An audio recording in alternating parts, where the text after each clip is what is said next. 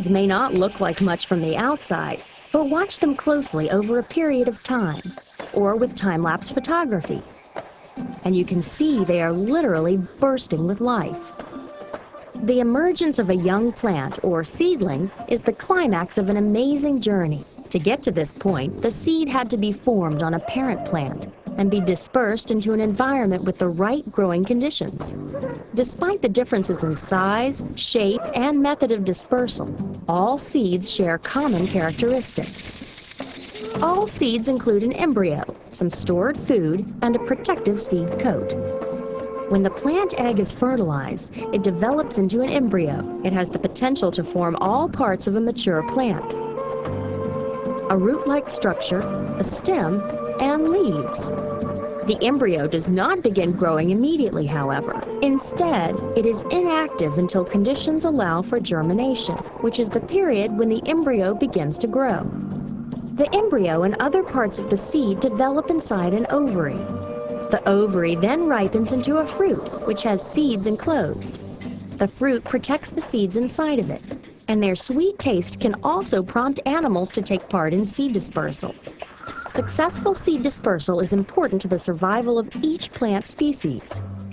Edible fruits offer one method for seed dispersal. Animals will eat the fruits, but the seed coat prevents the seed from being digested. The seeds pass through the animals and are deposited in new locations. Some seeds float gently away on air currents, while others burst into their environment. For example, take the Himalayan balsam. The fruit ripens until the slightest touch causes it to explode, ejecting hundreds of seeds as far as 6 meters away. Some seeds have small barbs that function by attaching to passing animals. When the seeds fall or are brushed off, they may land in a place where conditions are right for them to grow. The seed coat protects the embryo from damage and keeps it from drying out. Some seed coats are so thick the plant inside can stay inactive or dormant for thousands of years. Drift seeds, also called sea beans, are seeds that fall from tropical trees into rivers that flow to the ocean. They may travel across entire oceans before washing ashore, yet they can still grow into a plant. Seeds can be dispersed in a variety of ways. Wind, water, animals, and even humans can all play a part. Some plants will release hundreds or even thousands of seeds, but only a few will make it to the seedling stage. To grow, every seed needs a place where the temperature is right and there is enough water and oxygen. Sunlight isn't always necessary for germination to take place. When conditions are favorable, the seed will begin to absorb water and the embryo will begin to consume its stored food. As more water is absorbed, pressure builds and the seed breaks open. Then the plant's first root begins to emerge and break out of the seed coat.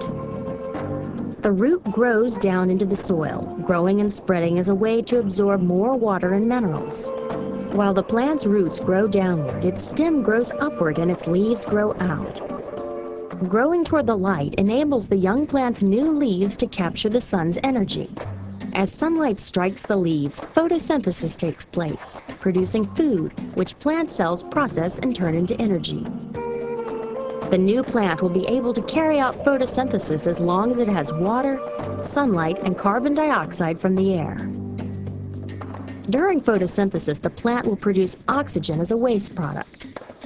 If the environmental conditions remain suitable, the plant will continue to grow and to thrive. Eventually, it will begin to produce seeds of its own.